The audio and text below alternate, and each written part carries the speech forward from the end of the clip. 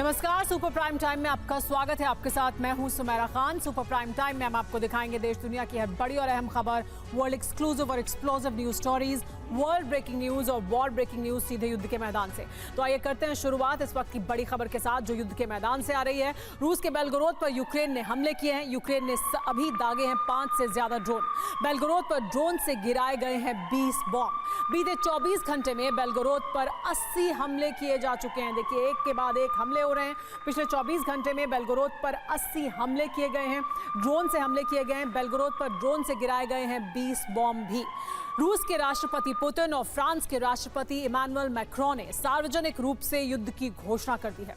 रूस की सरहदों पर तैनात नेटो सेनाएं यूक्रेन पहुंचने वाली हैं।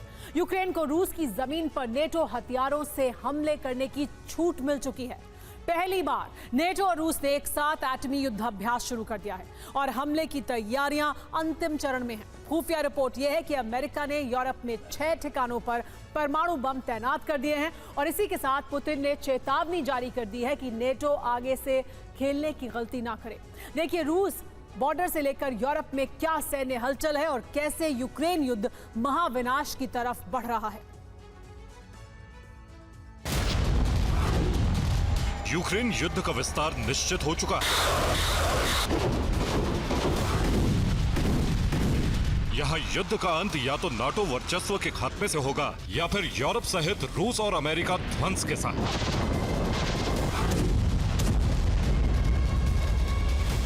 क्योंकि ज्यादातर नाटो देशों ने तय कर लिया है कि रूस को हराने के लिए अगर रूस के साथ युद्ध का खतरा भी मोल लेना पड़े तो वो तैयार है।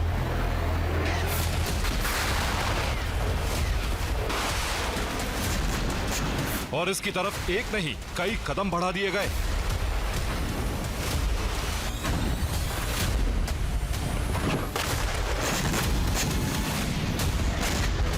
पहले यह कि यूक्रेन को विदेशी हथियारों से रूसी धरती पर हमले की छूट दे दी गई है। दूसरा यह कि पोलैंड और फ्रांस ने यूक्रेन में नाटो सेनाएं उतारने का ऐलान कर दिया है।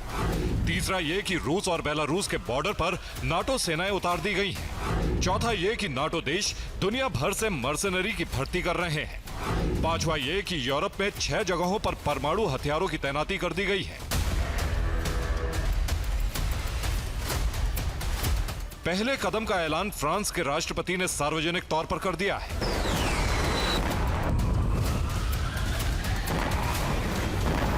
Alors comment on explique aux Ukrainiens qu'il va falloir protéger ces villes et au fond tout ce qu'on voit en ce moment autour de Kharkiv si on leur dit vous n'avez pas le droit d'atteindre le point d'où sont tirés les missiles? En fait on leur dit on vous livre des armes mais vous ne pouvez pas vous défendre. Donc nous on reste exactement dans le même cadre. On pense qu'on doit leur permettre de neutraliser les sites militaires d'où sont tirés les missiles et au fond les sites militaires depuis lesquels l'Ukraine est agressée. Mais on ne doit pas permettre de toucher d'autres cibles en Russie et évidemment des capacités civiles ou d'autres cibles militaires. हालांकि France के फैसले से सभी NATO देश सहमत नहीं हैं।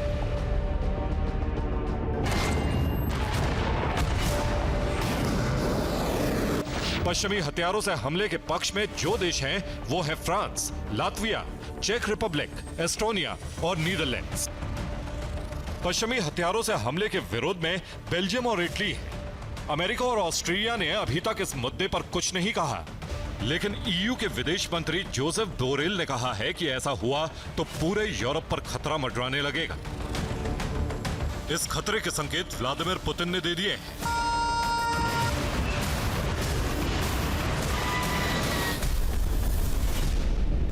Стран НАТО, особенно в Европе, особенно в малых странах, они должны вообще отдавать себе отчет, с чем они играют.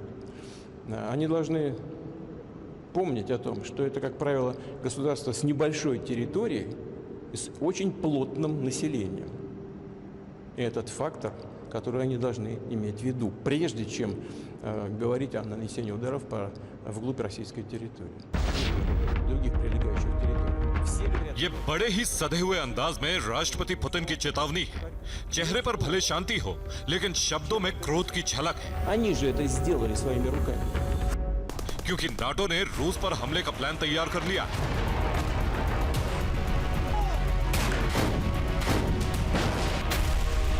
रूसी खुफिया एजेंसी की रिपोर्ट है कि नाटो सेनाएं रूसी बॉर्डर के करीब परमाणु हमले का अभ्यास कर रही हैं। रूसी बॉर्डर के करीब नाटो का सैन्य सर्वेक्षण बहुत तेज हो गया है। नाटो सेनाओं की कॉम्बैट ट्रेनिंग 24 घंटे जारी है। रूसी जमीन पर हमले का युद्ध अभ्यास किया जा रहा है। सीमा सुरक्षा संप्रभुता पर सबसे गंभीर खतरा है।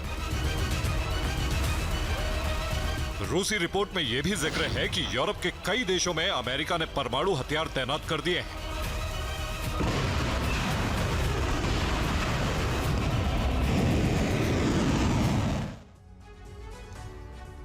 यूरोप में अमेरिका के परमाणु हथियार कहां-कहां तैनात हैं, ये देखिए। अमेरिका का पहला ठिकाना है बेल्जियम का क्लेन ब्रूगल एयरबेस। यहां अमेरिका ने B-61-3 नाम के 15 न्यूक्लियर बॉम्ब तैनात किए हैं। इन्हें F-16 फाइटर जेट से लॉन्च किया जा सकता है। दूसरा ठिकाना है जर्मनी का बुशेल एयरबेस। यहां भी 15 B-61-3 न्यूक्लियर वॉरहेड तैनात किए गए हैं। इनको PA-200 टॉर्नेडो फाइटर जेट से लॉन्च किया जा सकता है। अमेरिका का तीसरा न्यूक्लियर ठिकाना है इटली का एवियानो एयरबेस। यहां 20 B-61-3 परमाणु बॉम्ब रखे गए हैं। इनको F-16 फाइटर जेट से टारगेट पर दागा जा सकता है। चौथा ठिकाना है इटली का गेरी एयरबेस। यहां 15 B-61-3 nuclear warhead war ready हैं। इनको भी F-16 फाइटर जेट से लॉन्च किया जा सकता है। अमेरिका का यूरोप में पांचवा न्यूक्लियर ठिकाना है नीदरलैंड्स का वॉल्केल एयरबेस। यहां भी 15 B-61-3 न्यूक्लियर बॉम्ब रखे गए हैं।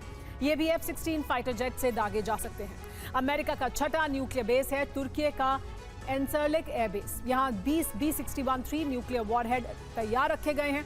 ये भी F-16 फाइटर जेट से लॉन्च किए जा सकते हैं। इसी तरह अमेरिका ने यूरोप में रूस के खिलाफ कुल 100 न्यूक्लियर वॉरहेड तैनात कर रखे हैं।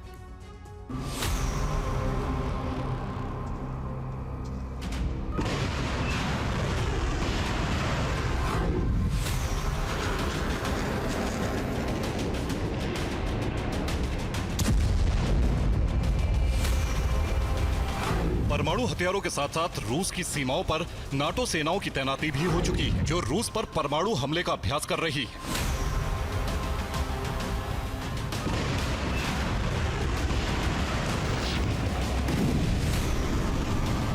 अमेरिका ने स्वीडन, पोलैंड, फिनलैंड और एस्टोनिया में अपनी सेना तैनात कर दी है। इन देशों में नाटो की स्टेडफास्ट डिफेंडर ड्रिल हो रही है। एस्टोनिया में नाटो सेनाओं के 1 लाख सैनिक तैनात हैं। फिनलैंड में 90,000 सैनिक तैनात किए गए हैं। पोलैंड में 50,000 सैनिकों की तैनाती मई की शुरुआत में हो चुकी है।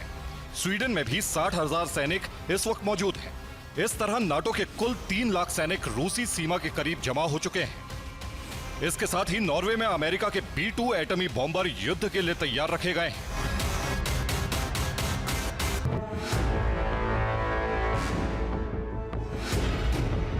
यूक्रेन युद्ध में पहली बार ऐसा हुआ है जब रूस और अमेरिका दोनों ही एक साथ एटमी एक्सरसाइज कर रहे हैं और दोनों ही एटमी धमकी दे रहे हैं।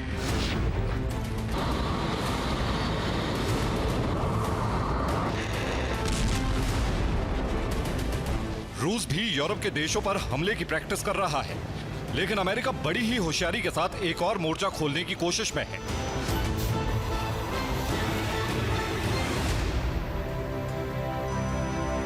मोल्दोवा ने ट्रांसनिस्ट्रिया के नजदीक बल्बोआ बेस पर सैन्य तैनाती बढ़ा दी है। बल्बोआ का मोल्दोवा के आजाद हिस्सा ट्रांसनिस्ट्रिया की सीमा से 12 किलोमीटर दूर है। खास बात यह है कि ट्रांसनिस्ट्रिया रूस में विलय चाहता है। मोल्दोवा में सैन्य तैनाती उस वक्त की है जब 30 मई को अमेरिकी विदेश मंत्री एंटनी ब्लिंकन इसी हफ्ते मोल्दोवा के दौरे पर आने वाले हैं। संकेत साफ है कि अमेरिका ने रूस के पश्चिमी छोर पर एटमी युद्ध की तैयारी पूरी कर ली है और अगर एक चिंगारी भी भड़की तो रूस और नाटो के बीच परमाणु रण शुरू हो जाएगा। Bureau report, TV9 Bharatvarsh.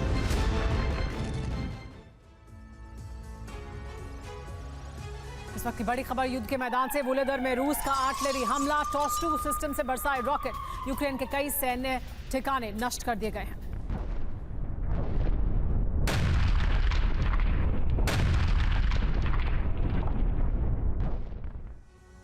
Kharkiv को रूस जीत चुका है। खार्किव पर रूसी ब्रिगेड का कंट्रोल हो चुका है और जानते हैं महज 20 दिनों में पुतिन की सेना ने खार्किव पर फतह पाई, वो भी विध्वंसक हमले को अंजाम देते हुए।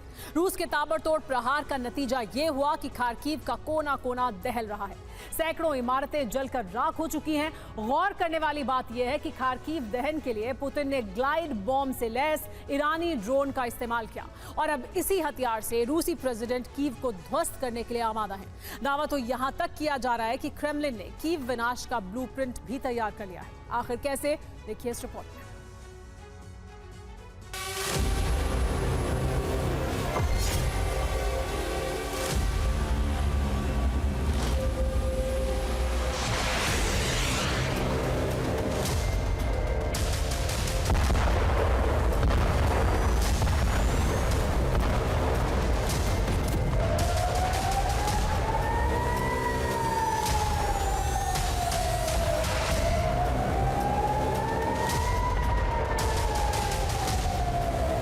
प्रचंड आसमानी प्रहार के बाद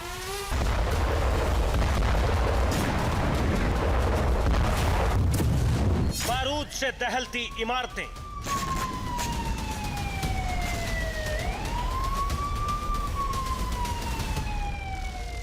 आसमान में उठता राख का गुबार, खंडहर हो चुके रिहायशी इलाके और जमींदोज हुए सैकड़ों मकान।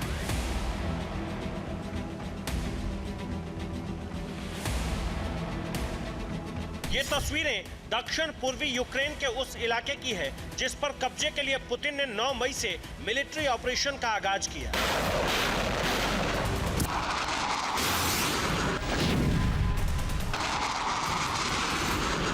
और ठीक 20 दिन बाद यूक्रेन के खार्किव प्रांत पर रूसी ब्रिगेड का कंट्रोल हो चुका है।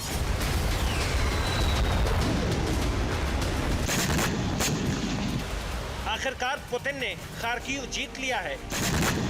खार्किव में रूसी लड़ाकों ने रूसी ध्वज लहरा दिया है।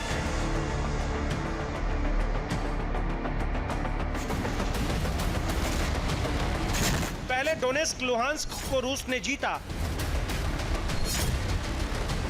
फिर अवदीवका मारियोपोल में रूसी झंडा फहराया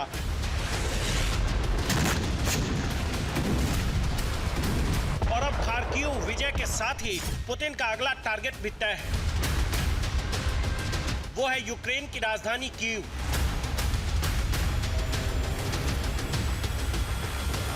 लेकिन जिस तरह बीते 20 दिनों तक खार्किव में भीषण हमले किए गए,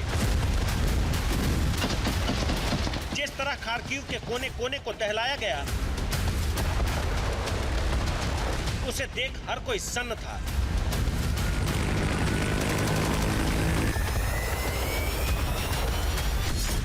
क्योंकि खार्किव पर रूसी सेना ने डबल फ्रंट से प्रहार किया।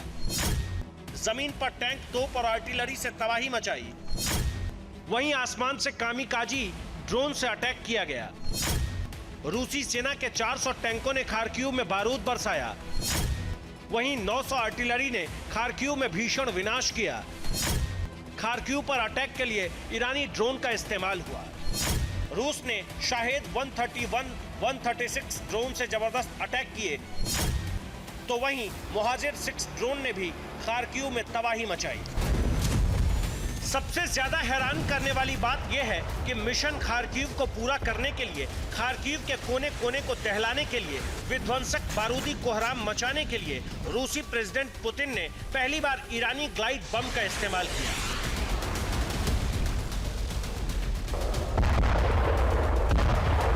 और जानते हैं, पुतिन ने made in Iran glide bomb को किसी एयरक्राफ्ट या फिर परमाणु बम वर्षक से नहीं, बल्कि मोहाजिर 6 कामिकाजी ड्रोन से दागा।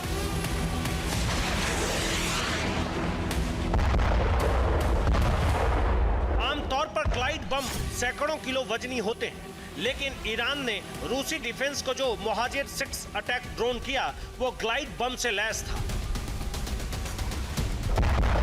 और इसी बम के प्रहार के साथ ही रूस ने खार्किव में तबाही मचाई।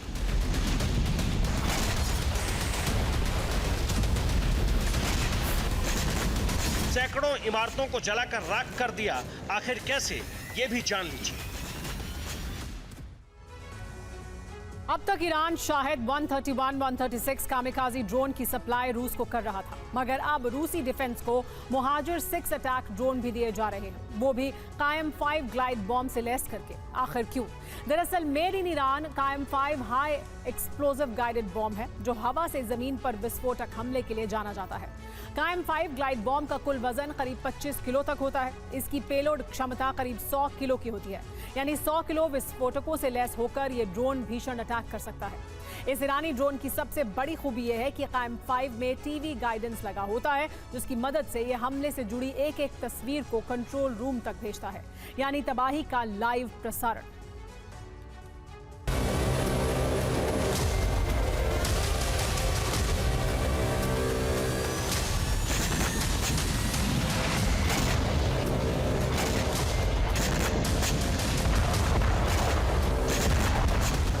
कायम 5 ग्लाइड बम के जबरदस्त अटैक के बाद खार्किव का मंजर दिल दहला देने वाला था।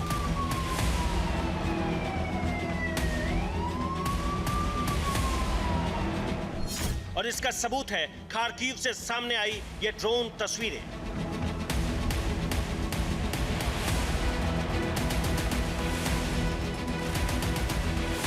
जानते हैं यूक्रेन को इस बात की भनक कैसे लगी कि रूसी सेना ईरानी ड्रोन के जरिए ग्लाइड बम दाग रही है। तो आपको बता दें कि खार्किव में अटैक के साथ ईरान का मुहाजिर 6 ड्रोन क्रैश हो गया, और जब यूक्रेनी सेना ने इसकी जांच की तो पता चला कि ड्रोन में का AM-5 ग्लाइड बम फिट किया गया है।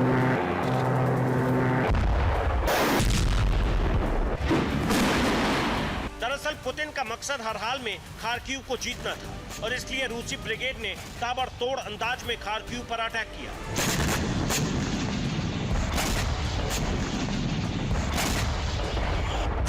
हमले के लिए ईरानी ड्रोन और ग्लाइड बमों का इस्तेमाल किया। जानते हैं क्यों? दरअसल वॉर एक्सपर्ट ये आशंका जता रहे हैं कि पुतिन का अगला टारगेट कीव है।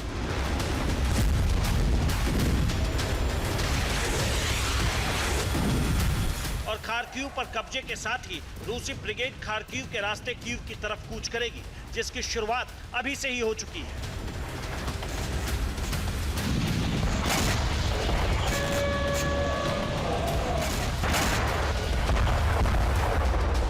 इतना ही नहीं, कीव से पहले खार्किव को तहस नहस करने, उसे बारूद से पाटने का प्लान पुतिन ने क्यों बनाया, ये आप खुद रूसी राष्ट्रपति की जुबानी सुनिए।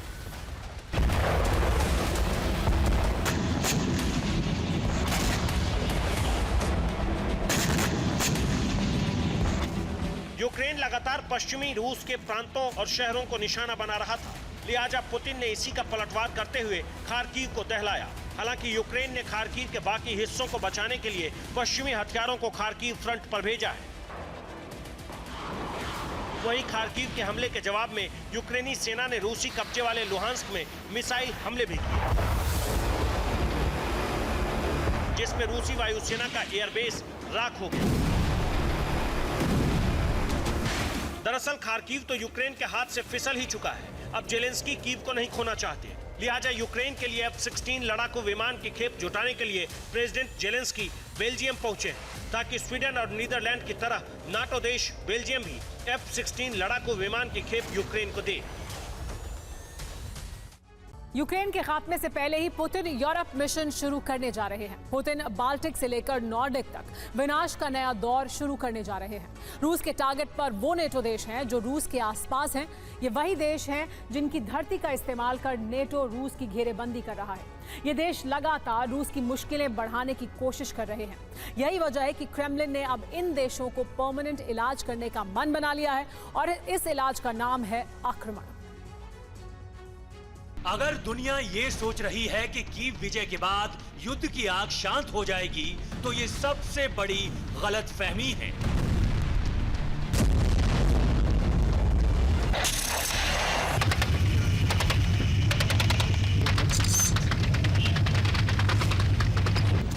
यूक्रेन पर हमले के साथ ही पुतिन और उसकी सेना यूरोप फतेह का अभियान शुरू करने जा रही है।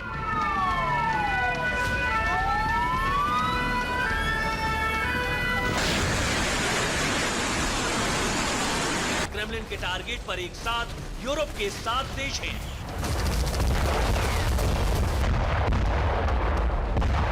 ये सातों देश नाटो सदस्य हैं। ये वो देश हैं जिनकी सीमा या तो रूस से लगती है या फिर वो रूस के बेहद करीब हैं।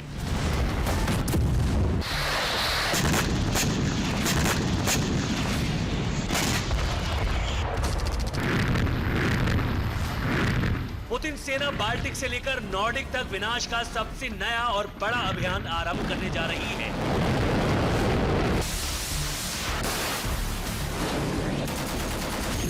पुतिन का ये वो जंगी अभियान होगा जो यूरोप में नाटो के अस्तित्व को समाप्त कर सकता है।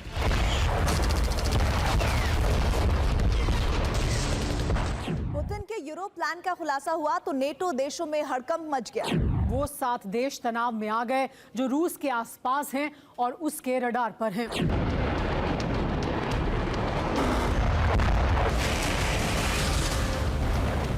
सवाल है कि यूरोप के 7 देशों पर रूस एक साथ हमला क्यों करने जा रहा है? इसके पीछे पुतिन और क्रेमलिन का मकसद क्या है?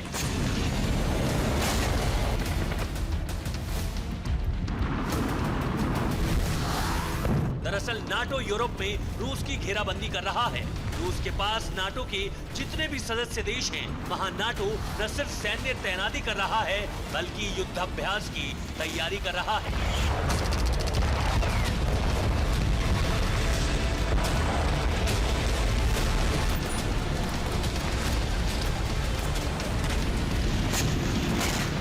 रूस ने आरोप लगाया कि नेटो सेनाएं रूसी सीमा के पास रूस पर एटमी हमले की प्रैक्टिस कर रही हैं। रूस नेटो पर उस वक्त और ज्यादा भड़क गया जब अमेरिका ने अपने बॉम्बर को कैलिनिनग्राड में भेज दिया।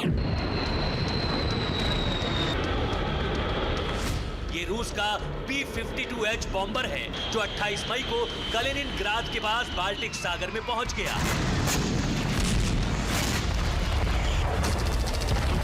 बाल्टिक देशों और पोलैंड में नाटो सेनाएं युद्धाभ्यास कर रही हैं।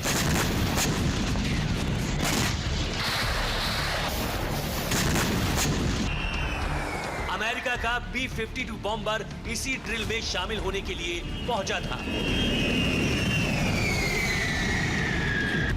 रूसी सीमा के पास युद्धाभ्यास और रूस के करीब नाटो सेनाओं की तैनाती से रूस भड़क गया है। रूस पर नाटो की तरफ से अब तक का सबसे बड़ा खतरा मंडरा रहा है। लिहाजा पुतिन ने यूरोप में नाटो के अस्तित्व को मिटाने का फैसला कर लिया है। इस फैसले के तहत सबसे पहले 7 नाटो देशों पर आक्रमण हो सकता है।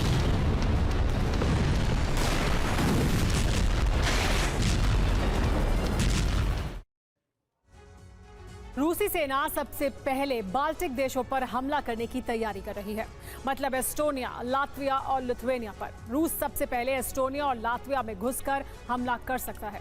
ऐसा इसलिए क्योंकि इन दोनों देशों की सीमा रूस से लगती है। इसके बाद बेलारूस फ्रंट से रूसी सेना लिथुआनिया पर अटैक कर सकती है। बाल्टिक अभियान खत्म होने के साथ ही पुतिन का पोलैंड प्लान शुरू हो जाएगा। रूसी सेना पोलैंड पर कैलिनिनग्राड की तरफ से हमला कर सकती है। इसके अलावा बेलारूस की तरफ से भी पोलैंड पर धावा बोलने की रणनीति बनाई गई है।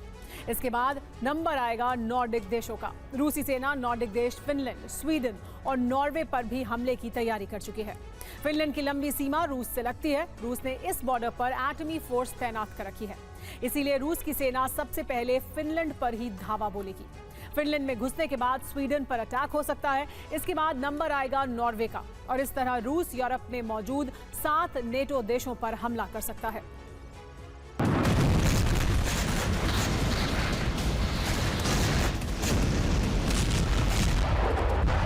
रूस यूरोप में जिन नाटो देशों पर हमले की तैयारी कर रहा है वो रूस की सुरक्षा के लिए खतरा बने हुए हैं।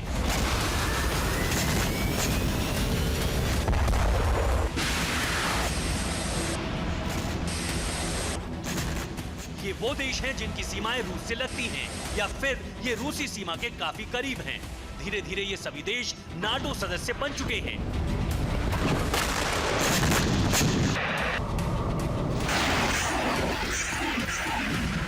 पुतिन नाटो से बढ़ रहे खतरे को समाप्त करने के लिए ही इन देशों को टारगेट करने वाले हैं। 7 देशों पर हमला करने के लिए रूस ने फिनलैंड से लेकर एस्टोनिया, लातविया, बेलारूस से लगती लिथुआनिया और पोलैंड की सीमा पर अपनी सेना और हथियार भेज दिए हैं। इतना ही नहीं, रूस ने कैलिनिनग्राद में न सिर्फ सेना की डिप्लॉयमेंट बढ़ा दी है, बल्कि अपने एटमी बेस को भी एक्टिव कर दिया है। रूस की सैन्य तैयारी से सबसे ज्यादा बाल्टिक देश और पोलैंड भयभीत हैं। अपनी सुरक्षा के लिए ये देश नाटो सेना और एटमी हथियारों की तैनाती की मांग कर रहे हैं। पोलैंड तो इतना घबरा गया है कि उसने बेलारूस और कैलिनिनग्राद से लगने वाली अपनी सीमा को अभेद्य बनाना शुरू कर दिया है। पोलैंड 20,000 करोड़ रुपए खर्च कर टस्क लाइन बना रहा है।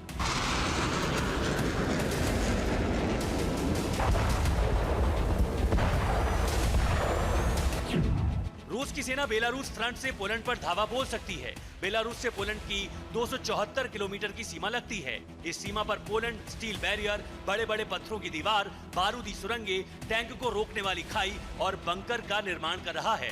पोलैंड यही काम कैलिनिनग्राद से लगने वाली अपनी 209 किलोमीटर लंबे बॉर्डर पर भी कर रहा है। सीमा पर इसी सुरक्षा लाइन को पोलैंड ने टस्क लाइन नाम दिया है। पोलैंड इस टस्क लाइन के जरिए रूस की पैदल सेना को पोलैंड में घुसने से रोकेगा। लेकिन रूस के हवाई हमलों को नाकाम करने का प्लान क्या है, इसका खुलासा पोलैंड ने अब तक नहीं किया है। माना जा रहा है कि इसके लिए पोलैंड नाटो के एयर डिफेंस की मदद लेगा। जाहिर है, रूस आक्रमण की तैयारी कर रहा है, तो रूस के पास मौजूद नाटो देश अपनी सुरक्षा चक्र को मजबूत कर रहे हैं।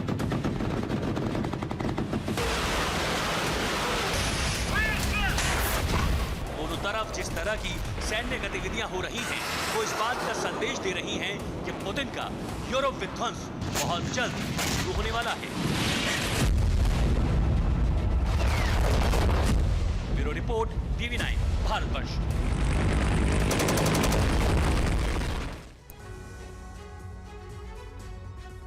इस वक्त की बड़ी खबर, डोनेट्स्क पर रूसी हॉबिट्जर टीम के हमले, ड्रोन यूनिट के इनपुट पर बरसाए गए हैं गोले। यूक्रेन की कई चौकियां तबाह हो गई हैं।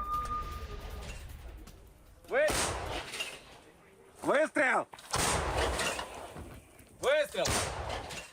नेटो ने रूस को बैकफुट पर लाने के लिए ठीक उसी रणनीति का इस्तेमाल किया है जो रूस करता रहा है। नेटो जहां यूक्रेन को हथियार सप्लाई कर रहा है, दूसरी तरफ रूस पर हो रहे बड़े हमलों में भी वो शामिल है। पिछले 48 घंटे में रूस के कई शहरों पर हमले हुए। इसके अलावा कई इमारतों में आग लग गई। रूस का दावा है कि इसके पीछे नेटो का हाथ है, जबकि इससे पहले नेटो के सदस्य देशों में हुए अग्निकांड के पीछे नेटो ने रूस पर आरोप लगाया।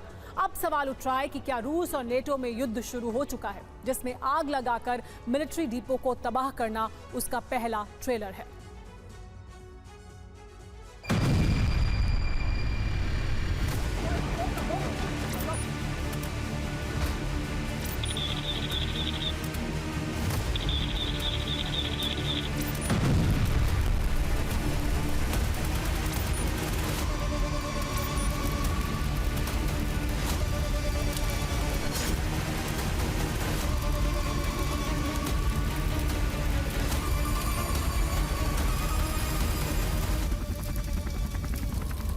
रूस यूक्रेन युद्ध का सबसे खौफनाक अध्याय शुरू हो चुका है।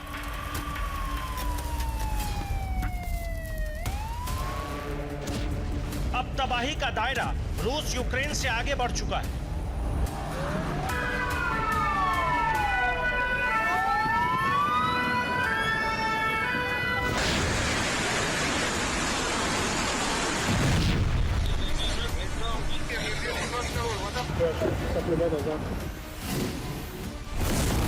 पुतिन के प्रतिशोध की आग में नाटो देश भी झुलस रहे हैं।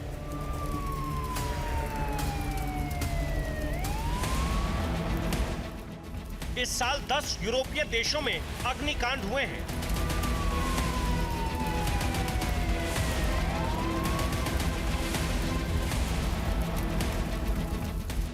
नाटो जिसका जिम्मेदार रूस को मान रहा है।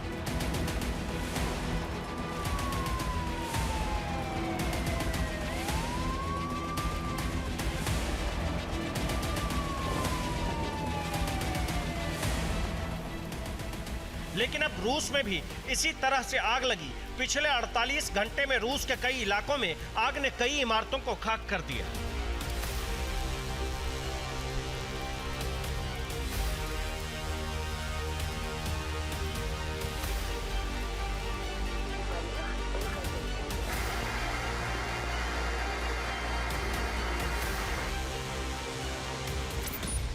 बर्लिन में आग का दबदबा वाइबोर्ग में अग्निकांड से लिया। ये वाइबोर्ग की तस्वीरें हैं जहां एक रिहायशी इलाके के पास आग लग गई। आग इतनी भयावह थी कि कई फीट ऊंची लपटें थी। कई किलोमीटर दूर से ही काला धुआं साफ दिख रहा था।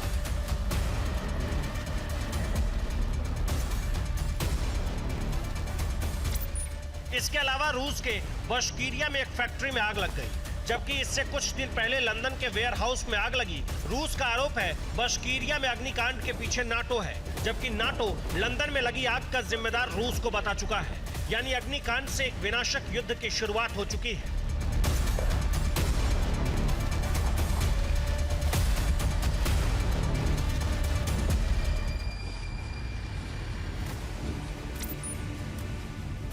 अभी तक यूक्रेन बेलगोरोद में एयर स्ट्राइक करके दहला रहा था, आर्मी इंफ्रास्ट्रक्चर में तबाही मचा रहा था, लेकिन अब रूस के शहरों में आगजनी भी हो रही है। ये बेलगोरोद में आगजनी की तस्वीरें हैं। बेलगोरोद में हाईवे के किनारे कोरोचांस्की टाउन में भयंकर आग लगी, जिसे हाईवे से भी देखा गया। कई फीट ऊंचा काले धुएं का गुबार था। इस तस्वीर में देखिए, ये रूस के तुला की तस्वीरें हैं, जहां एक बड़ी इमारत में आग लग गई, जिसे कई किलोमीटर दूर से देखा जा सकता था। तुला में इससे पहले भी यूक्रेन हमला कर चुका है, लेकिन इस दफा अग्निकांड से यूक्रेन बड़ी तबाही मचाने की तैयारी में है।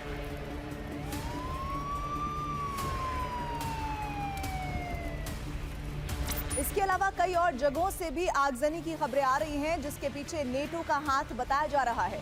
कई शहरों में आग लगने से रूस तमतमा रहा है और बड़े पलटवार की तैयारी कर रहा है।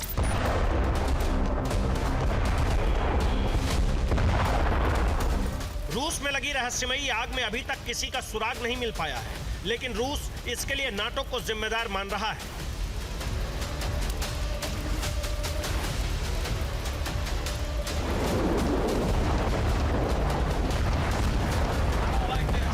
हालांकि ये ठीक उसी तरह का हमला है जैसे नाटो देशों में हुआ है। ये उसी की तस्वीरें हैं जब 5 देशों में आग लगी थी और आरोप रूस पर लगा था। वो देश थे ब्रिटेन, जर्मनी, पोलैंड, डेनमार्क और लिथुआनिया। हालांकि लातविया में भी आग लगी थी, वो बुझा ली गई थी, जबकि कई देशों में पिछले 2 महीने में कई बार आग लग चुकी है, जो बेहद रहस्यमयी थी। TV9 भारतवर्ष ने 25 मई को सुपर प्राइम टाइम में ऐसे अग्निकांड के बारे में बताया था।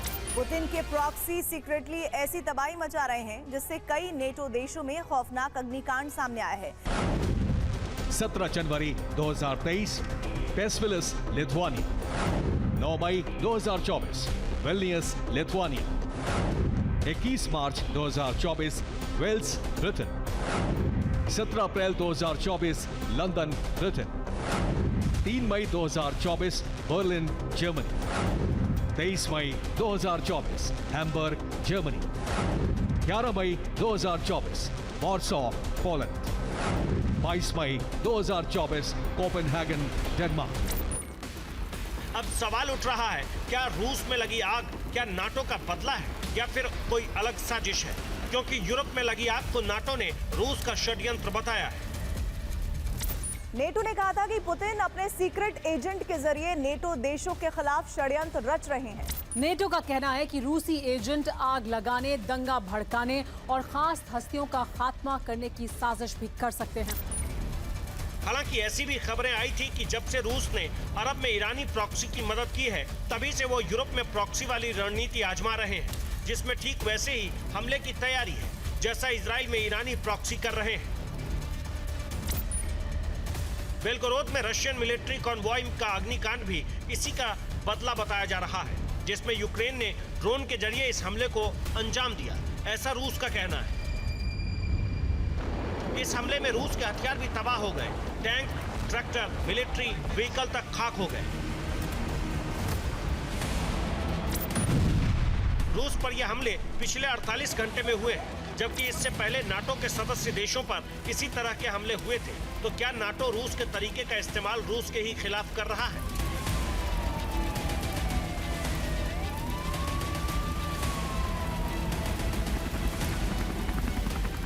अगर ऐसा है तो ये यूरोप में बड़े युद्ध का अलार्म है, क्योंकि रूस एक तरफ यूक्रेन को तबाह करने पर आमादा है, वहीं नाटो देशों पर हमले की धमकी पुतिन दे चुके हैं और इसे अंजाम देने के लिए रूसी प्रॉक्सी कई देशों में जा घुसे हैं, जिन्हें वैगनर ग्रुप ने ट्रेनिंग देकर भेजा था।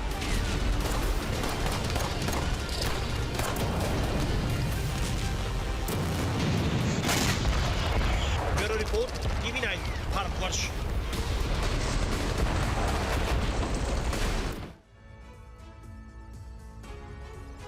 यूक्रेन के सेवर्स्क पर रूस के हमले देखने को मिल रहे हैं। MLRS सिस्टम से बरसाए गए हैं रॉकेट। सेवर्स्क में यूक्रेन की 3 निगरानी पोस्ट तबाह हो गई हैं।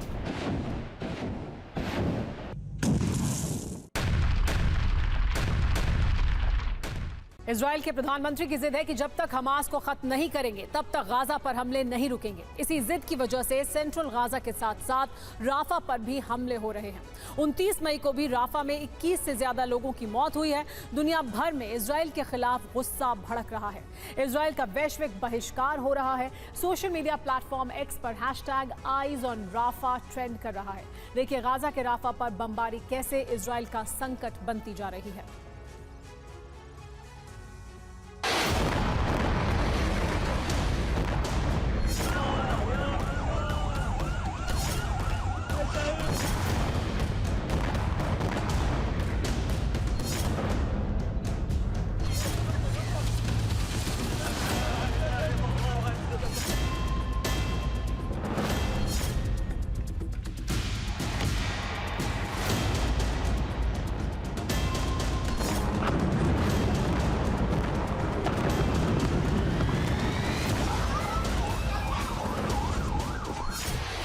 राफा पर इजराइल के विध्वंसक हमले जारी। 27 मई को राफा में विस्फोट हुआ और इस हमले में 50 फिलिस्तीनियों की मौत हो गई।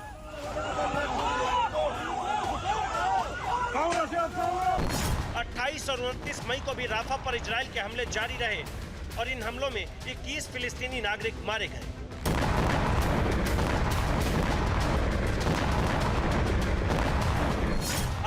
मई की रात राफा के कैंप 1 इलाके में इजरायली हमले से आग लग गई और कई लोग जख्मी भी हुए।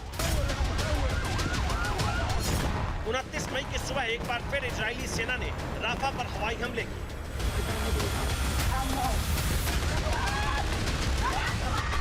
राफा पर लगातार जारी हमलों के बाद गाजा पट्टी के अंतिम सुरक्षित इलाके से भी पलायन शुरू हो गया है।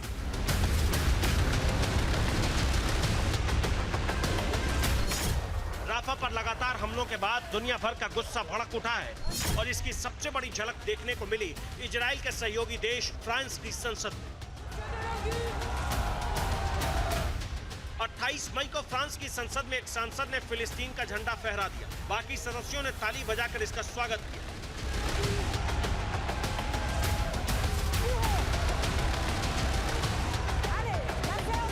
इसके बाद स्पीकर को संसदीय कार्यवाही स्थगित करनी पड़ी। फ्रांस ही नहीं, दुनिया के कई देश इजराइल के खिलाफ खड़े हो गए। सोशल मीडिया पर हैशटैग दिया गया है all eyes on Rafah. Rafah पर हमलों की वजह से दुनिया भर में अमेरिका की आलोचना हो रही है। अमेरिका के राष्ट्रपति व्हाइट हाउस से बयान जारी हुआ है कि राफा पर हमले के बाद इजराइल के अमेरिकी नीतियों में कोई बदलाव नहीं हुआ है। हालांकि व्हाइट हाउस राफा के नागरिकों के अधिकारों की अनदेखी नहीं कर रहा है। कुछ दिन पहले ही अमेरिका ने ऐलान किया था कि राफा पर हमले जारी रहेंगे तो अमेरिका इजराइल की मदद बंद कर देगा, लेकिन मदद जारी है। राफा के सवाल अमेरिका की राष्ट्रीय सुरक्षा परिषद के प्रवक्ता जॉन किर्बी ने जो कहा, उससे अमेरिका का रुख साफ होता है। How does this not violate the red line that the president laid out? As I said, we don't want to see a major ground operation. We haven't seen that at this point. How many more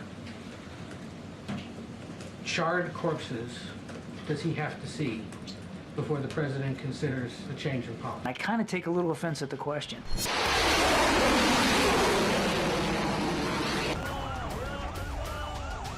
किर्बी के बयान से साफ है कि Rafa पर हुए हमले को वो बड़े स्तर का सैन्य ऑपरेशन नहीं मान रहे और दुनिया भर में इसलिए अमेरिका के खिलाफ गुस्सा है। राफा पर हमलों के बाद प्रॉक्सी संगठनों ने भी इजराइल से सीधे युद्ध का ऐलान कर दिया।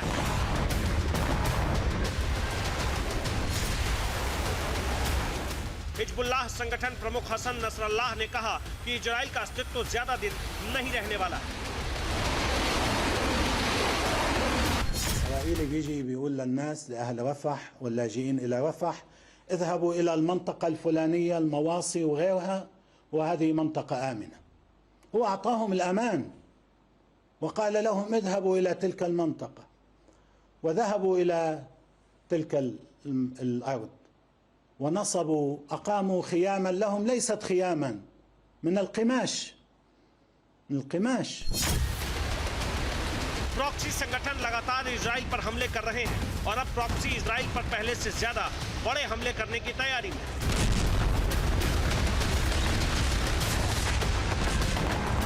राफा पर हमले नहीं रुके तो युद्ध का विस्तार निश्चित है और इस बार इजराइल के मददगार पहले के मुकाबले बहुत कम होंगे। Bureau report TV9 Bharatvarsh. और सुपर प्राइम टाइम में फिलहाल वक्त हो गया एक ब्रेक का। बने रहिए TV9 भारतवर्ष के साथ।